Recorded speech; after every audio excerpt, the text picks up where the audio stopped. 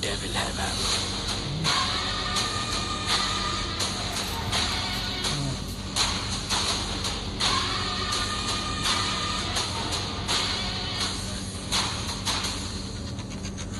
Target इस बार बचना नहीं चाहिए। चीफ, वो लोग बेस की तरफ बढ़ रहे हैं।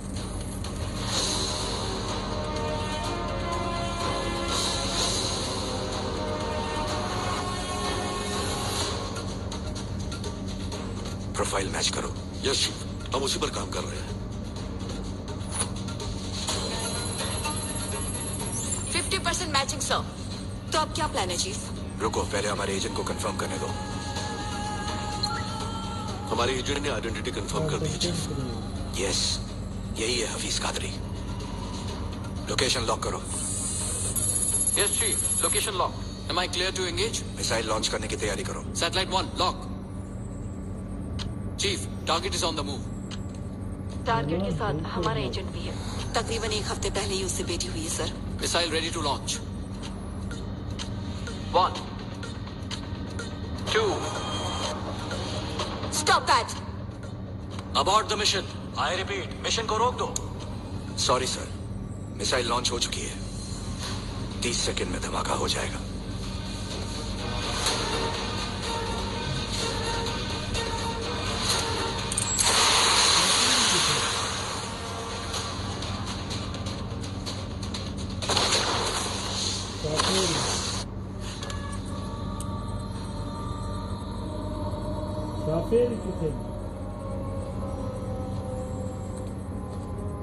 मिशन पूरा हुआ, हमारा एजेंट मारा गया। मुबारक हो चीफ। हमारे काम में जज्बात के लिए कोई जगह नहीं होती। जानती हो हमें तनख्वाह क्यों मिलती है? या तो खुद मर जाओ या दुश्मन को मार दो। वांटेड टेररिस्ट हफीज कादरी को मारने के लिए आपने एक एजेंट की लाइफ को सैक्रिफाइस किया है। ऐसा फैसला लेने की वजह क्या है? I need an explanation from you. इस वक्त हमें टेररिज्म से इतना खतरा नहीं है। सबसे बड़ा खतरा अगर कोई है तो वो है सिंडिकेट। सिंडिकेट? Yes ma'am. इस देश के कुछ पावरफुल बिजनेसमैन और नामचीन लोगों ने अपने निजी फायदे के लिए और बेहिसाब दौलत कमाने के लिए एक सिंडिकेट बनाया है।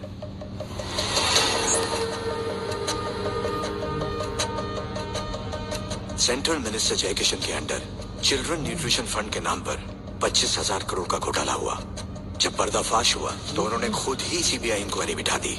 इस बात को 1 महीना भी नहीं हुआ था कि कोलकाता में ब्लास्ट करवाया गया।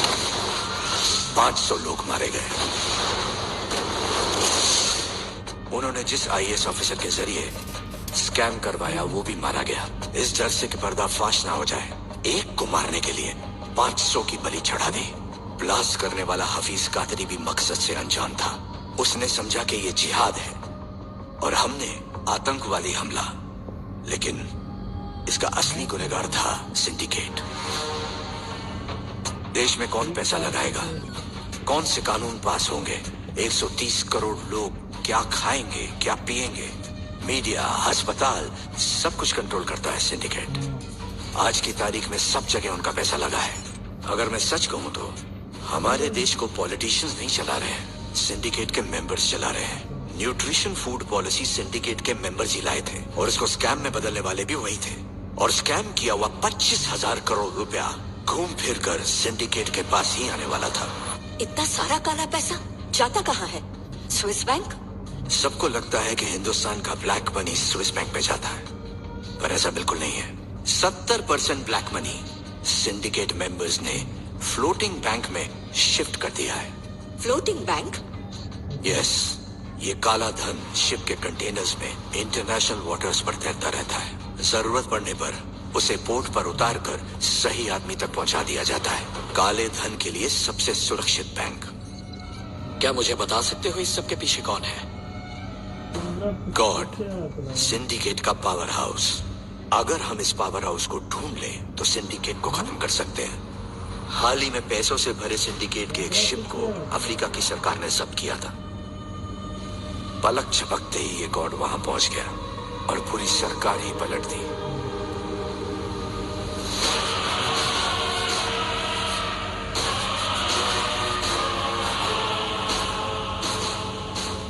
Welcome mister vice president. Thank you. मैं सरकार से उस कंटेनर को छुड़ाने की बात करूंगा, ओके? लेकिन आप मेरे बीवी बच्चों को कुछ मत करना। मेरी आपसे यही रिक्वेस्ट है, बस तू एक बार प्रेसिडेंट बन जा, मैं उन्हें आजाद कर दूंगा। तूने हमारे देश में आकर बहुत बड़ी गलती की है।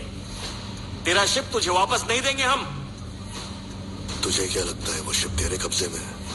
वो मेरी मर्जी से तेरे पोर्ट पे खड़ा है। उस शिप पर 3 लाख टन से भी ज्यादा RDX है। 2 दिन बाद तेरा प्रेसिडेंट पब्लिक में भाषण देगा, तब मैं शिप को ब्लास्ट करूंगा। तेरे प्रेसिडेंट के साथ साथ तेरा आधा शहर। क्या लगता है हमारी आर्मी ने चूड़ियां पहन रखी हैं? जिंदा नहीं बचेगा तू।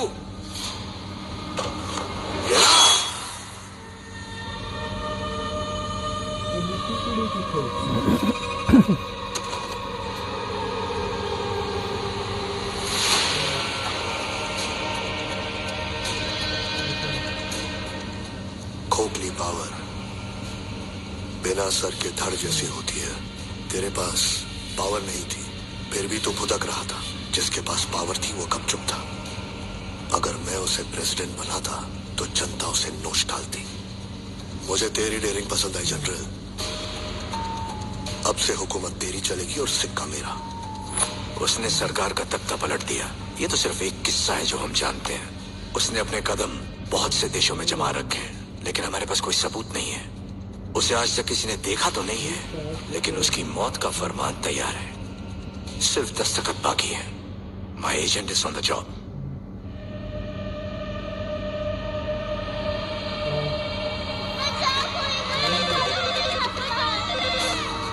सिर्फ जंग नहीं जीतना है, इस दुनिया को हमारे मुकद्दस दीन के बारे में पता होना चाहिए।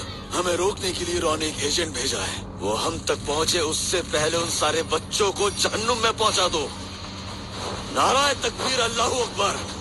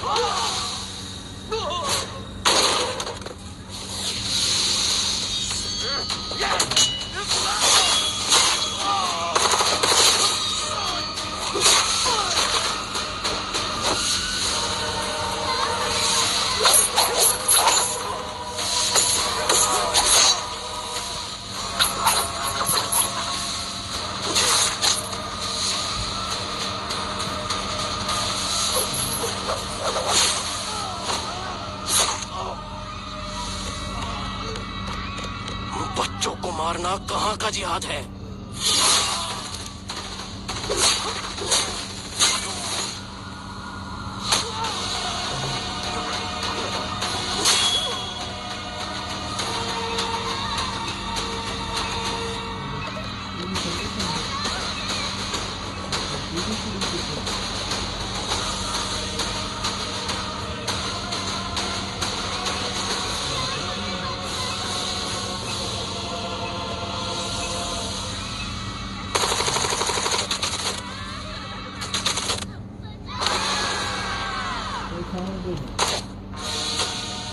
रिकी, तुम हमें बचाओगे ना?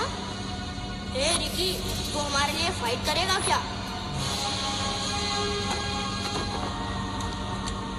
ओए उठ जा नालायक।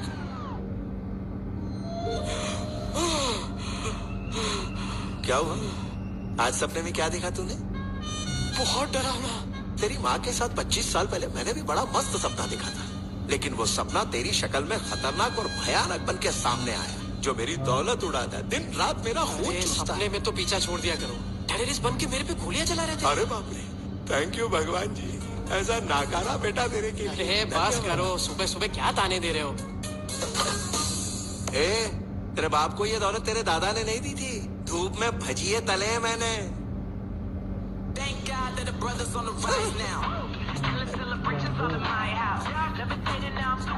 के धड़ जैसी होती है।